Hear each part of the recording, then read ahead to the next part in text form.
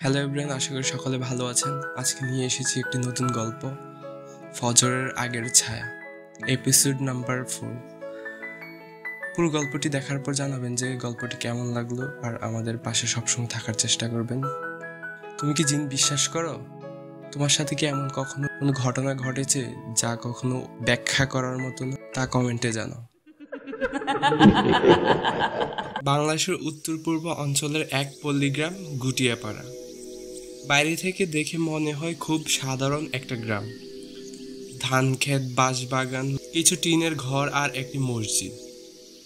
দিনের বেলায় এই গ্রামের চেহারা একেবারে শান্ত।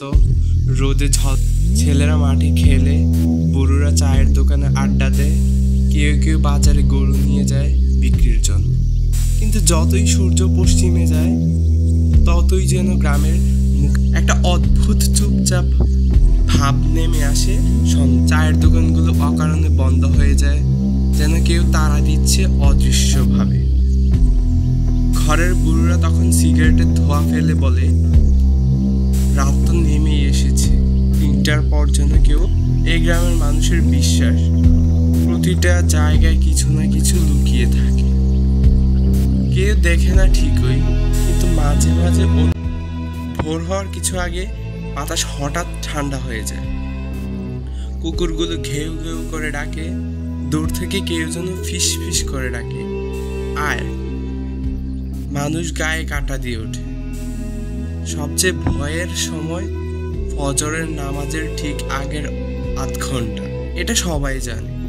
কেউ কেউ তা নিয়ে কথা বলে, বাকিরা চুপচাপ মেনে চলে। একবার একটা লোক নাকি ওই সময়টাতে মাঠে গিয়ে আর ফেরেনি। অন্য একজন ফিরেছেন, কিন্তু সে আবার কথা বলতে পারে না। এসব গুজব নয়, গল্পের মতো ছড়িয়েছে গ্রামের বাতাসে। এই গ্রামের মধ্যেই থাকে আতিক, একটু ব্যতিক্রম। শহরে কলেজে পড়ে, ছুটিতে সে বাড়িতে এসেছে। ইউটিউবে ভিডিও দেখে বিজ্ঞানে বিশ্বাস করে। তার দৃষ্টিতে এসব ভূত, জিন এর গল্প স্রেফ কুসংস্কার। যখন গ্রামের লোকজন অন্ধকারের কথা বলে, জিনের হাওয়া টের পায় বলে, তখন আতিক হাসে। তার ভাষায়, এত বছর কেউ দেখলো না, প্রমাণ নাই, ছবি নাই, তাও বিশ্বাস করব কেন? যা চোখে দেখা যায় না সেটা সত্যি কিভাবে হয়?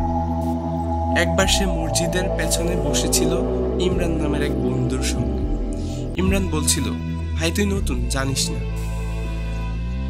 আমগো দাদারা বলতো ফজরের আগের বাতাস জিনেরা ঘুরে, এই জন্যই আজানের সুরটা এত ব্যতিক্রম। আতিক মুচকি হেসে বলে, তুই তো দেখি পুরোপুরি ভূতের পাখা লাগাইছিস, বাতাসে জিন ঘুরে। ইমরান গম্ভীর হয়ে যায়। তার চোখে একটা চিন্তার রেখা দেখা যায়, যেন কিছু বলতে গিয়ে চেপে গেল। এরপর গ্রামের লোকজন মাঝে মাঝে সতর্ক করে, আতিক রাত মসজিদের ধারে কবরস্থানে যাস না, ওইখানে একটা বসন্ত রাতে কিছু হয়েছে। তখন থেকেই জায়গাটা ঠিক নেই। শুনেছি ওইখানে ফজরের আগ দিয়ে কেউ গেলে ফিরেও আসে না ঠিক মতো, কেমন যেন বদলাইয়া যায় মানুষটা। আতিক তাতে কান দেয় না, বলে একদিন গিয়ে নিজেই চোখেই দেখে আসবে। যেগুলো দেখা যায় না তাতে ভয়ে পেলে জীবন থেমে যাবে। এমনকি তার এক বন্ধু তাকে শক্ত করে বলেছিল, দেখ তুই এসব বিশ্বাস না করলেও জিনিসটা নিয়ে খেলার ছলে কথা বলিস না। বিশ্বাস না থাকলেও সম্মান রাখতে হয়। রাতের ব্যাপার তুই বুঝবি না। কিন্তু আতিক এখন নিজের যুক্তিতেই মগ্ন। তাকে কিছু প্রমাণ করতেই হবে, কাউকেই নয়, নিজেকে। পুরো গ্রাম ঘুমিয়ে, আকাশে বড় সড়ো পূর্ণিমা চাঁদ, চারপাশে মিনি কুয়াশা পড়ত।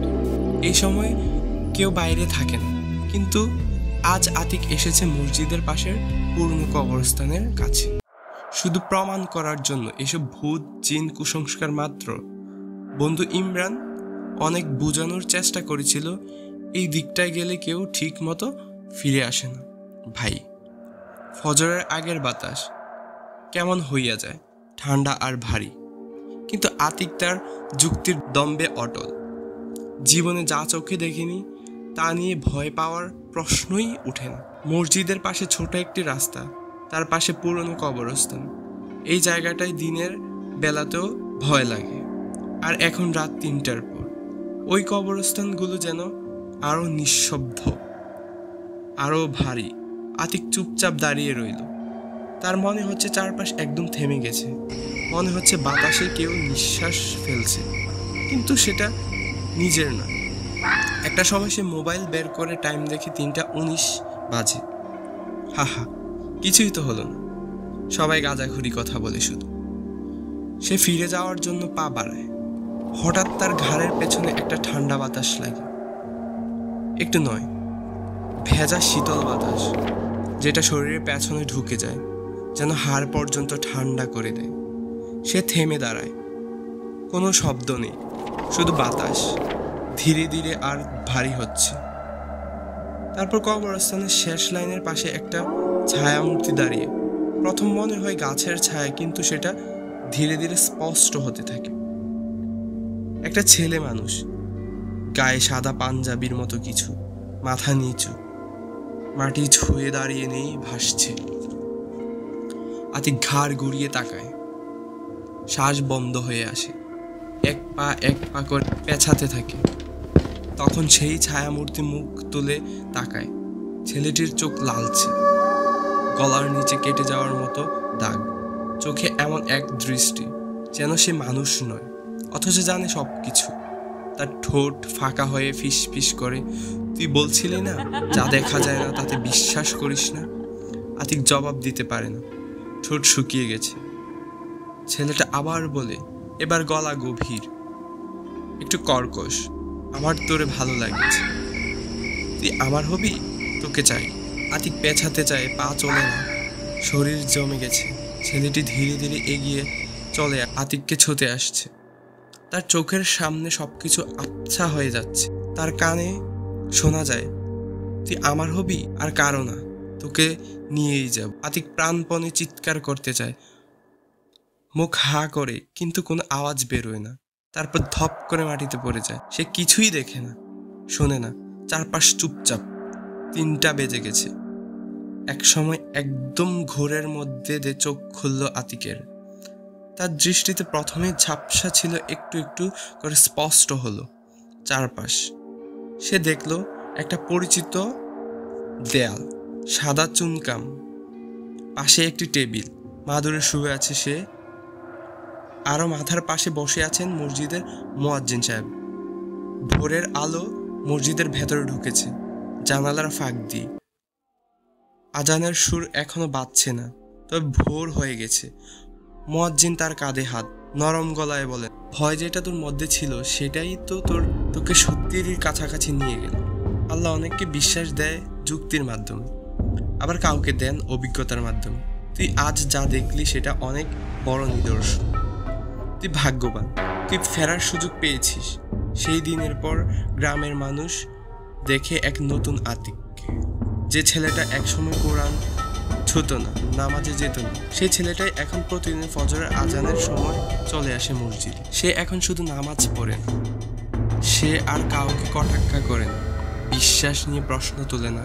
তার চোখে গম্ভীরতা এসেছে, আর ঠোঁটে সবসময় একটা শান্ত হাসি থাকে। আমি আজও ওকে ভুলিনি, কিন্তু আমি জানি ও যেই হোক না কেন আমি তাকে বিশ্বাস করেছি। আমি সত্যি হেরে যেতাম। ভয় কখনো দরজা খোলে যাতে ভেতরের আলো দেখা যায়। সকলে ভালো থাকবেন, অন্যকে ভালো রাখার চেষ্টা করবেন।